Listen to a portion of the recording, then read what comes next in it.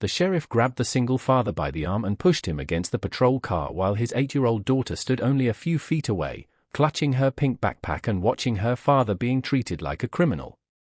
What the sheriff did not know was that the quiet man he had just humiliated was not an ordinary struggling father. He was an FBI agent working undercover, and within minutes, the entire situation would change in a way the sheriff never expected. The afternoon had started peacefully. Daniel Carter, a 38-year-old single father, had picked up his daughter Emma from school and stopped at a small grocery store on the edge of town. Daniel wore an ordinary gray jacket, faded jeans, and worn boots, deliberately keeping a low profile.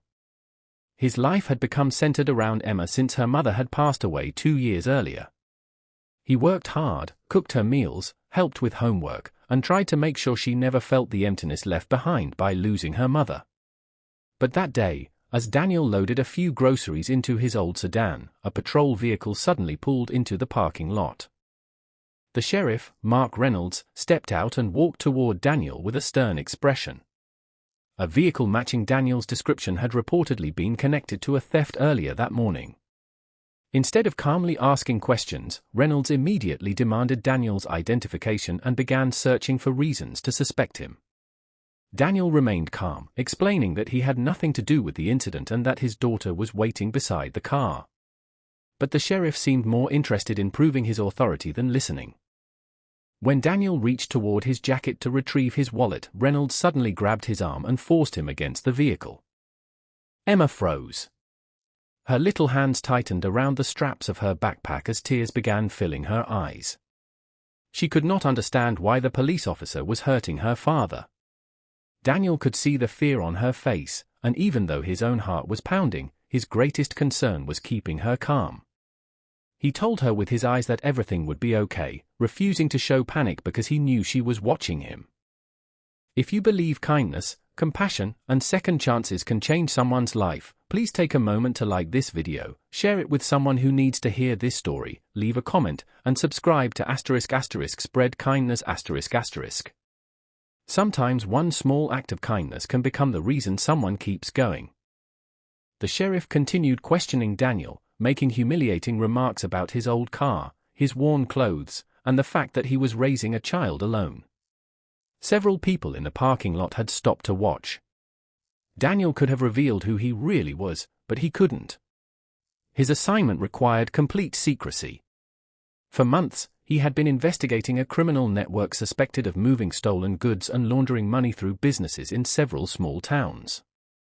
His undercover identity had been carefully constructed, and revealing it too soon could destroy the entire investigation. Still, watching Emma cry was becoming harder than protecting his cover. Daniel quietly asked the sheriff to lower his voice because his daughter was frightened. Instead, Reynolds mocked him for being worried about appearances while being questioned by law enforcement. That was the moment Daniel realized the sheriff was not simply making a mistake. Something about his behavior felt deliberate. Then Reynolds noticed something unusual.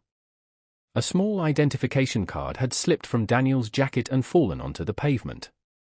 Before Daniel could reach it, the sheriff picked it up. His expression changed instantly. The card did not belong to a local citizen. It carried the seal of the Federal Bureau of Investigation. For several seconds, nobody moved. Reynolds stared at the card, then at Daniel, trying to understand what he was seeing. Daniel finally stood upright and calmly explained that he was Special Agent Daniel Carter, assigned to an ongoing federal investigation. The local police department had been instructed not to interfere with his operation because the case involved suspects connected to multiple states. The sheriff's face lost its confidence. He suddenly understood that the man he had publicly humiliated was not powerless at all. More importantly, he realized that Daniel had remained silent even while being mistreated because he had been protecting a much larger investigation. But the biggest surprise came when Daniel revealed why he had been at that grocery store. He had been tracking a suspect connected to the theft report. The suspect had intentionally provided authorities with a description of Daniel's vehicle to create confusion and redirect attention away from himself. Daniel immediately contacted his federal team. Within minutes, agents arrived and began reviewing security footage from the store. The camera showed the actual suspect entering the parking lot earlier that morning and using a vehicle nearly identical to Daniel's. The evidence cleared Daniel completely. But Daniel wasn't interested in revenge. He looked at the sheriff and then toward Emma, who was still standing quietly beside the car. He explained that authority was supposed to protect people, not frighten them, and that no child should ever have to watch her parent being humiliated simply because someone in power was too quick to judge. The sheriff lowered his head.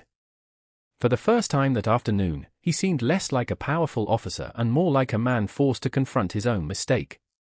He apologized to Daniel and, more importantly, apologized directly to Emma. She did not immediately answer. She simply moved closer to her father and held his hand. Daniel squeezed her little fingers and told her that sometimes people make terrible mistakes, but what matters is whether they have the courage to admit them and become better afterward. Months later, Daniel's investigation led to several arrests and helped dismantle the criminal network he had been tracking. But the memory of that parking lot stayed with him. He never forgot the fear in Emma's eyes, and he never forgot how quickly a person could be judged by their appearance, their clothes, or the car they drove. Emma remembered something else. She remembered that her father never became cruel when someone treated him badly.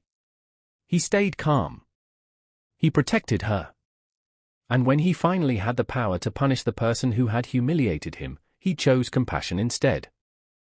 If this story touched your heart, please support it by liking the video, sharing it with someone you care about, and subscribing to *** spread kindness ***. Your engagement helps these stories reach more people and reminds others that kindness still matters, especially when we have every reason to choose anger instead. Before we end, I want to ask you for something special.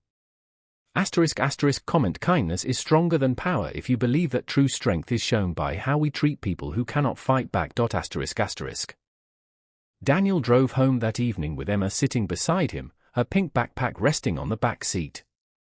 The sun was disappearing behind the trees as she leaned against the window, finally smiling again.